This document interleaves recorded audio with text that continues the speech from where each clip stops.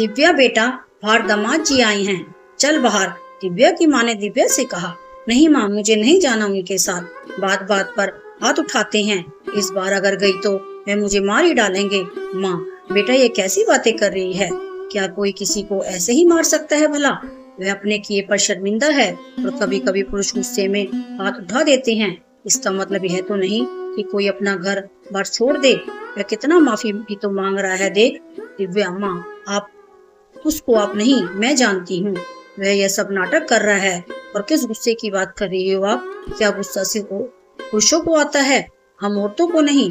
मैंने तो पापा को कभी आप पर हाथ उठाते नहीं देखा। आप कभी इस दर्द से नहीं गुजरी हो माँ, इसलिए आप नहीं समझ सकती। बेटा, औरतों को बहुत कुछ सहना पड़ता है और मुझे नहीं लगता कि अब दामाद जी ऐसा कुछ करेंगे। तेरे पापा से बार बार हाथ जोड़कर माफी मांग रहे हैं। माँ, आप मुझे मत भेजो, मैं वहाँ बिल्कुल भी खुश नहीं हूँ। तुझे क्या लगता है पति की छोड़ी हुई औरत यहाँ भी खुश रह पाएगी? तेरी भाभी को तो तू अच्छे से जानती है, क्या वह तुझे यहाँ चैन से रहने देगी? मेरी बात मान बेटा और एक मौका दे दे दामाद जी को। मन ना होते हुए भी दिव्या सक्षम के साथ चली जाती है। घर आकर सक्षम ने दिव्या से कहा, आज के बाद तुम्हारे कदम इस गज के बाहर कभी पड़े तो मुझसे बुरा कोई नहीं होगा। और उसका फोन छीन कर अपनी माँ को दे देता है। दिव्या हैरान नहीं होती क्योंकि उसे मालूम था कि सक्षम जैसा इंसान कभी बदल नहीं सकता। वह अपने कमरे में बैठी रो रही थी तो उसके बाहर उसकी सास के पास से उसके फोन बजने की घंटी सुनी। सास फोन उठाती है, हेलो कौन? मैं दिव्या का पापा, जरा उसे फोन दीजिए। और उसका फोन आपके पास क्यों? वह दिव्या बाथरूम में है, इसलिए मैंने फोन उठाया। आप बात क्या है मुझे बता सकते हैं? ठीक है, मैं 10 मिनट के बाद फिर से फोन करता हूँ। वैसे तो कोई बात नहीं है, पर उसकी आवाज सुनना चाहता था। इधर सास ने दिव्या को धमकाया कि अगर उसने पापा से कुछ कहा तो फिर सक्षम अच्छे से उसकी खबर लेगा। 10 मिनट के बाद फिर से दिव्या के पापा का फोन होता है। पापा, हेलो बेटा। दिव्या, जी पापा कहिए। पापा, नहीं पूछूंगा कैसी है, वह मुझे पता है। सुन बेटा, अभी मैं जो भी कुछ कहूँगा तो बस ध्यान से सुन, कोई जवाब मत देना, क्योंकि मुझे पता है तुझे चुप रहने के लिए सिखा दिया गया होगा। दिव्या अपने पापा की इन अजीब बातों को ध्यान से सुन रही थी। फिर पापा कहते हैं, बेटा, दामाद जी का नाटक मैं सुबह ही समझ गया था।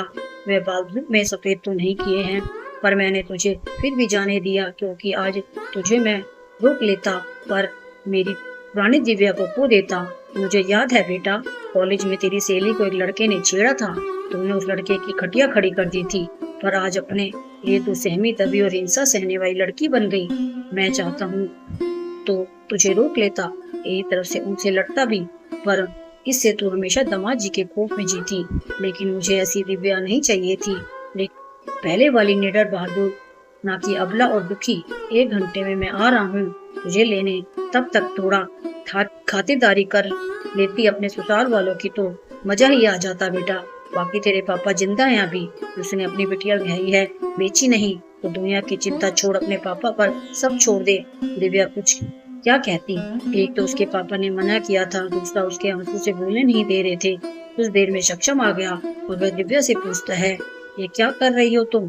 तुम्हें ही मैंने कहा था ना कि तुम कहीं नहीं जाओगी। दिव्या बिना कुछ कहे अपने कामों में लगी रहती है।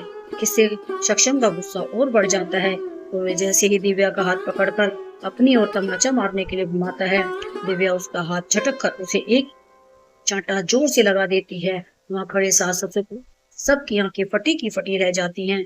वो सास कहती है, तेरी इतनी हिम्मत, मेरे बेटे पर हाथ उठाया, आज तो तेरी खैर नहीं। इतने में पीछे से दिव्या के पापा आ जाते हैं और वे कहते हैं, खैर तो आप लोग आप अपनी मनाइए, मेरी बेटी तो अब आजाद है।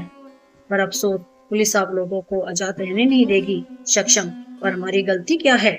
सारी गलती इसकी है। गलती तो आप लोगों की बहुत बड़ी है, मेरी बेटी को अकेला और मजबूर समझने की गलती। फिर वे दिव्या की ओर देख कर कहते हैं, क्यों बेटा, कैसा लग रहा है तुझे? अब कोई खौफ अपने अंदर आने मत देना। फिर दोनों घर लौट आते हैं तो सक्षम के परिवार वालों को घरेलू हिंसा के आरोप में पुलिस ले जाती है। तो दोस्तों, आपको यह कहानी कैसी लगी कमेंट करके जरूर बताएं। और ऐसी ही कहानी सुनना चाहते हैं तो हमारे चैनल को सब्सक्राइब करें। धन्यवाद।